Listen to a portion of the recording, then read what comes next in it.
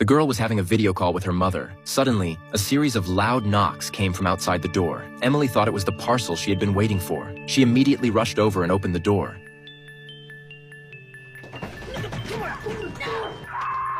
Her mother screamed through the phone, begging the stranger not to hurt her daughter. But nothing could stop the tragedy from happening. She could only watch helplessly as the man attacked her daughter. Stop it! Get away from her! Oh my God! No!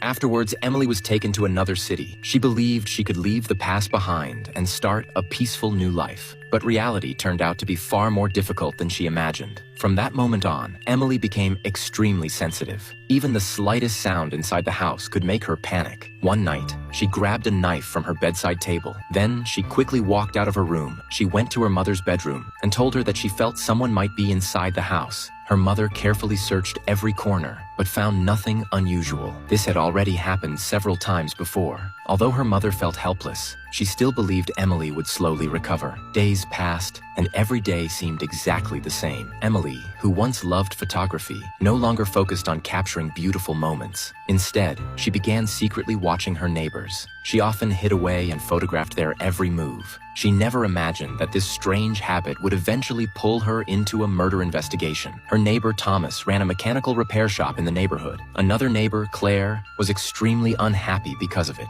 She believed the noise from the machines was seriously disturbing her life. So she demanded that Thomas move away immediately. Otherwise, she would call the police and let them deal with the problem. While they were arguing, Claire's niece walked over to them. At the same time, another neighbor named David also appeared. Seeing more and more people gathering around, Thomas made up an excuse to end the argument and return to his workshop. However, something unusual was hidden beneath the surface. Claire seemed to have a deep hatred towards David. She warned him to stay away from her niece. After saying that, she returned home angrily. Emily was extremely confused by everything she had just witnessed. At that moment, without noticing, Thomas suddenly appeared directly in front of her camera. The man stared straight at Emily. The sight terrified her instantly. She suspected that Thomas had already realized she was secretly filming him. Feeling embarrassed, Emily quickly returned home. She thought the whole incident would end there, but unexpectedly, something else happened one afternoon. Emily was sitting in the garden, looking through the photos she had taken. Suddenly, the house phone began to ring. She left her camera on a chair and quickly went inside to answer it.